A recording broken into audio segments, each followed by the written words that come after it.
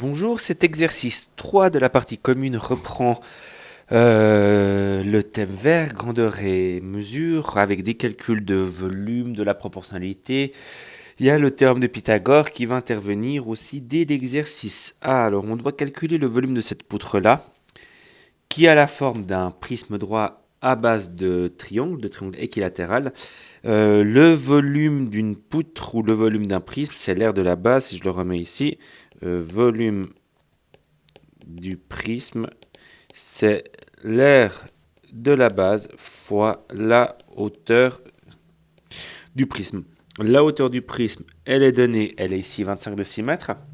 L'aire de la base, l'aire du triangle. Il faut faire un petit peu de calcul avec ça. Il faut faire un peu de calcul pour trouver l'aire de la base. C'est assez standard, c'est un exercice assez standard. Retrouver l'aire d'un triangle équilatéral. Alors bon, l'aire d'un triangle base fois hauteur divisé par 2. On a besoin de la hauteur du triangle ici et on travaille dans un triangle rectangle. Cette hauteur du triangle équilatéral découpe le triangle équilatéral en deux triangles rectangles, dont un que je viens hachurer. On connaît la mesure de deux côtés. Ici, on a 8 décimètres et en bas, on a 4 décimètres. Alors attention, ce n'est pas le cas de tous les triangles. On a une longueur de 8 qu'on peut diviser par 2 pour trouver le 4 parce que ce triangle est équilatéral, c'est-à-dire parce que la hauteur ici vient couper le côté opposé en deux segments isométriques. Cette hauteur est aussi la médiane, médiatrice et bisectrice parce que le triangle est équilatéral et c'est pour ça qu'on peut trouver ce 4 cm, ce 4 décimètres. Donc pour trouver la hauteur qu'on va simplement nommer h, à pas confondre avec cette hauteur-là qu'on va nommer hauteur du prisme, la hauteur h, c'est une cathète, donc c'est le carré de l'hypoténuse moins le carré de l'autre cathète, le tout sous la racine. Voilà, on utilise le théorème de Pythagore dans le triangle hachuré. Ça fait racine de 48, environ 6,93 décimètres. En sachant ça, le volume du prisme maintenant est calculable assez facilement. L'aire de la base, donc on a dit quoi? Que la base est un triangle, c'est la base du triangle 8 fois la hauteur du triangle qu'on vient de déterminer. Donc base du triangle fois hauteur du triangle divisé par 2 fois la hauteur du prisme de 25 décimètres.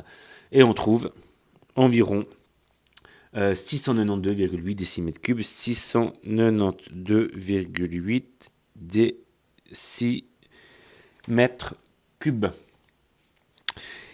L'exercice B calcule la masse d'une poutre si 1 décimètre cube de bois de sapin a une masse d'un demi-kilogramme. Alors, on peut passer par une règle de 3, on peut le faire aussi un peu plus facilement. On a ici une association entre volume et masse. Chaque décimètre cube pèse un demi-kilogramme. Comme on a 692,8 décimètres cubes, alors la masse sera de 692,8 fois 1 demi-kilogramme pour chaque décimètre cube, 0,5, ça fait 346,4 kg. Voilà. Par contre, j'ai juste oublié une petite chose, c'est quand même de noter les réponses en bas. 692,8 décimètres cubes, 346,4 kg. Et question C, combien de poutres au maximum peut-on charger sur un camion qui peut transporter jusqu'à 33 tonnes? Alors, première petite chose à faire, c'est de se rappeler qu'une tonne pèse 1000 kg. Donc 33 tonnes correspond à 33 000 kg. On pourrait passer par une règle de 3 ou faire une simple division. C'est-à-dire que on a 33 000 kg et on va diviser ça par la masse d'une poutre. Donc 346,4.